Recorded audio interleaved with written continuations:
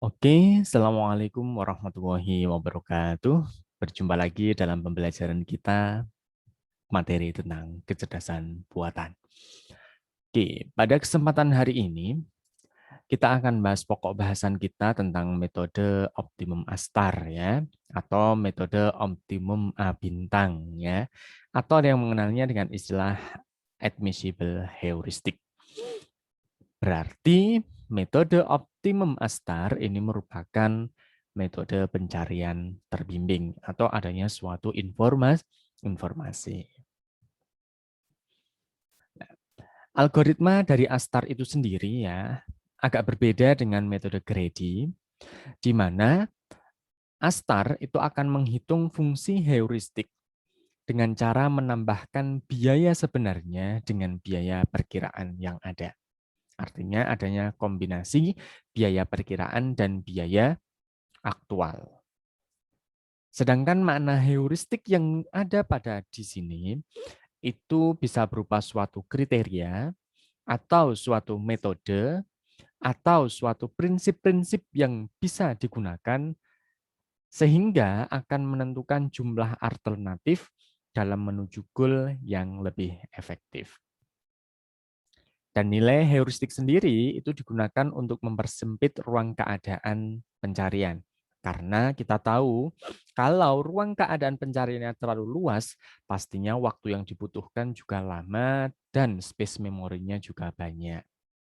Oleh karena itu, heuristik di sini itu merupakan suatu fungsi optimasi yang menjadikan algoritma Astar lebih baik dari algoritma lainnya. Maksudnya lainnya di sini berdasarkan dari metode yang sudah kita pelajari sebelumnya. Akan tetapi, kita tahu setiap metode memiliki kelebihan dan kekurangan masing-masing. Dan pastinya metode heuristik ini merupakan suatu metode yang sifatnya berupa perkiraan Mas Yan dan estimasi ya. Sehingga pastinya dalam menentukan kaidah heuristiknya itu tidak ada rumus khususnya atau setiap kasus akan memungkinkan memiliki fungsi heuristik yang berbeda-beda. Satu kasus dengan satu lainnya akan memiliki fungsi heuristik yang berbeda atau bahkan memiliki fungsi heuristik yang sama. Algoritma Astar itu merupakan suatu estimasi fungsi evaluasi ya, terhadap node N atau titik N yang akan dilalui setiap jalur atau path yang kita bangkitkan. Di mana Fn itu merupakan Gn plus Hn. Ya, Fn-nya adalah fungsi evaluasi yang sebenarnya terhadap node N. Kalau Gn-nya itu biaya yang dikeluarkan dari keadaan awal sampai menuju ke node N. Dan Hn-nya itu adalah estimasi biaya dari node N sampai menuju ke tujuan. Kalau di Grady kita tahu bahwa Fn-nya hanya berupa Hn saja. Tapi kalau algoritma A bintang itu merupakan kombinasi dari Gn plus Hn. Berarti ada dua fungsi, yaitu Gn dan Hn yang harus ditentukan terlebih dahulu. Contoh kasusnya, kalau kita diminta untuk menentukan suatu fungsi heuristik ya. Jika ada permasalahannya 4 titik kota, yaitu A, B, C, D, di mana jarak AB adalah 16, BC-nya 100, CD-nya adalah 10. Maka kita tahu secara graf keadaan AB-nya 16, gitu ya. Maka GN-nya ya berarti 16. BC GN-nya berarti 100, CD GN-nya adalah 10. Lah HN-nya bagaimana kan gitu. Lah HN-nya ini merupakan suatu estimasi yang akan kita lakukan di mana suatu jarak dua titik ya, kalau kita mengetahui koordinatnya, kita tahu koordinatnya di sini adalah 20,10, B 35,10, C 55,10, D 65,10, maka dengan menggunakan kaidah Euclidean distance kita bisa mengetahui jaraknya, yaitu akar dari XB dikurangi XA kuadrat ditambah YB dikurangi YA kuadrat.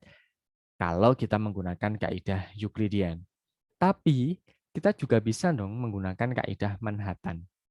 Artinya, dalam satu kasus ternyata apa? Fungsi heuristik yang bisa kita pakai itu juga lebih dari satu.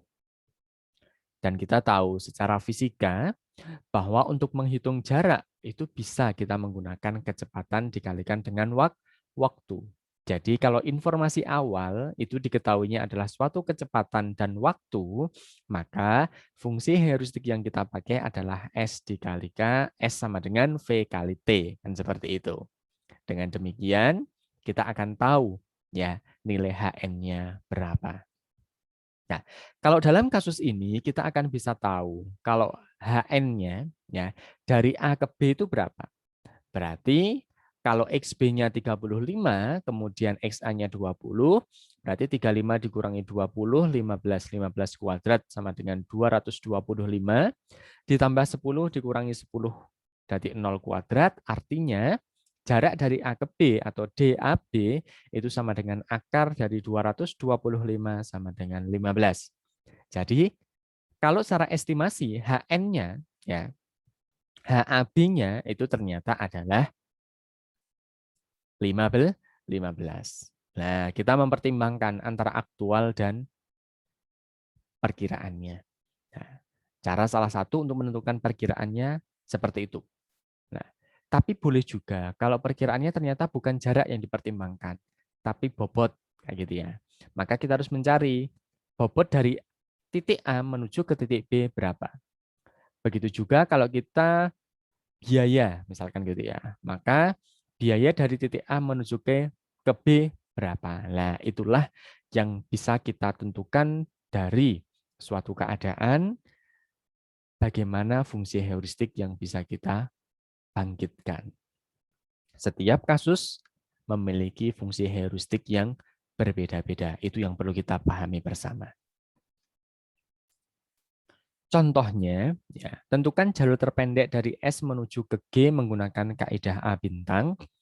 Di sini diketahui graf keadaannya ya sebagai berikut. S bercabang ke A, B, C, D sama E, B bercabang ke F ke K, kan gitu ya. K bercabang ke G, kan gitu ya. C bercabang ke H, D bercabang ke H sama L, dan seterusnya. Nah, di situ kita tahu S menuju ke A sudah diketahui jaraknya. Berapa? 10. Artinya S menuju ke A ini merupakan jarak aktualnya, kan gitu ya. Berarti berapa? 10.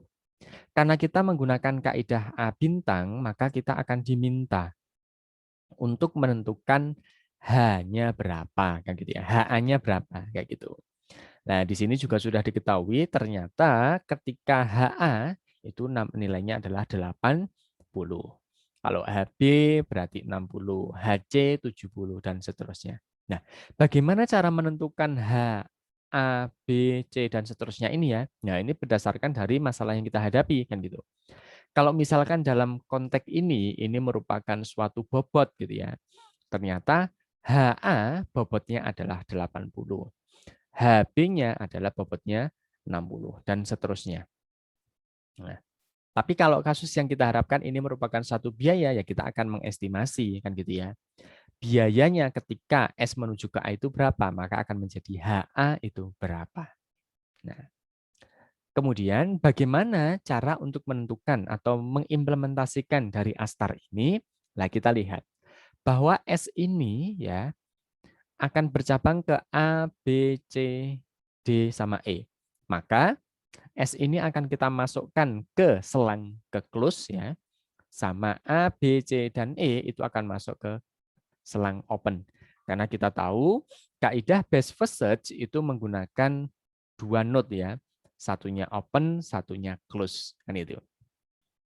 Sehingga setelah kita buka dua selang di mana opennya terisi oleh A, B, C, D sama E, close-nya S ya. Kemudian kita akan menghitung fungsi evaluasinya. Di mana fungsi evaluasi untuk A ya, pada jarak S ke A itu bagaimana menggunakan kaidah Astar gitu ya. F itu sama dengan GS berarti aktual pada S-nya berarti 0, GS menuju ke A yaitu adalah 10, HA-nya 80. Maka F-nya jelas 90. Begitu juga ketika S menuju ke B, ya fungsi evaluasinya 85. Menuju ke C 100, menuju ke D 120, menuju ke E 84. Nah, setelah kita menentukan semua nilai dari fungsi evaluasinya, kita pilih nilai yang paling kecil atau paling minimum, yaitu 84. Dengan demikian, E ini akan menjadi titik yang kita tutup atau masuk ke close, ya. Dan percabangan dari E itu akan masuk ke open. Oke. Setelah kita buka, ya, E ini kita buka percabangannya dan E masuk ke close, maka kita akan memiliki dua selang, ya, yang open jadi A, B, C, DJ, ya, karena E ini bercabang ke DJ, sedangkan close-nya jadi S sama E. Oke. Kemudian akan kita lihat nilai fungsi evaluasinya seluruhnya.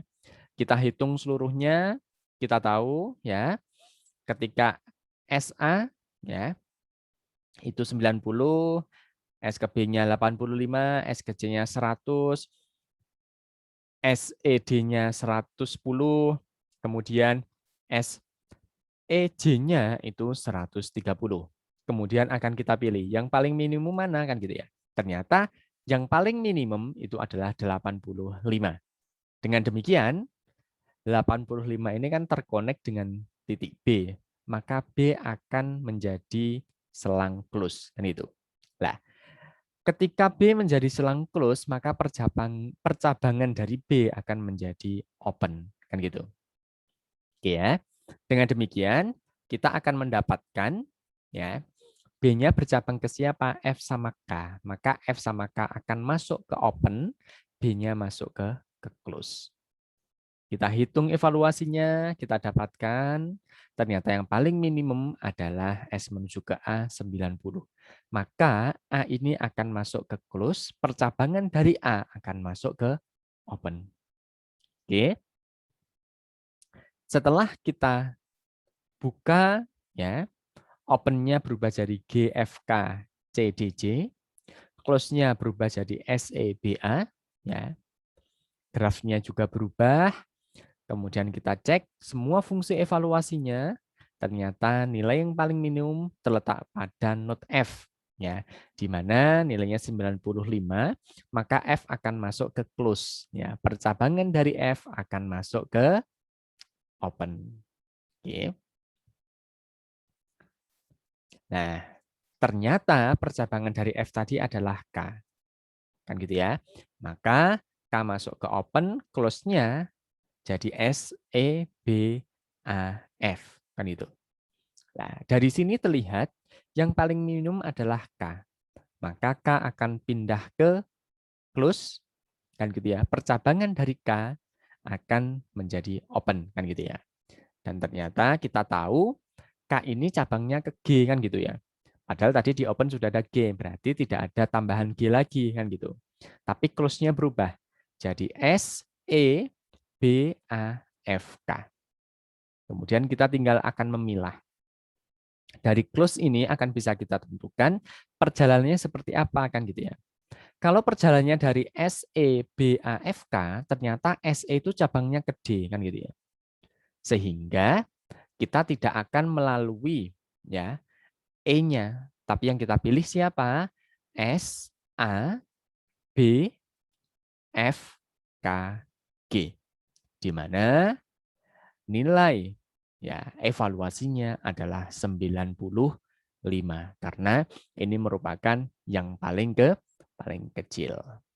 Nah, itulah implementasi dari metode A bintang atau ASTAR.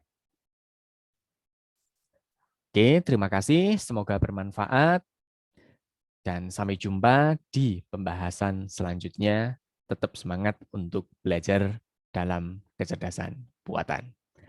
Terima kasih. Wassalamualaikum warahmatullahi wabarakatuh.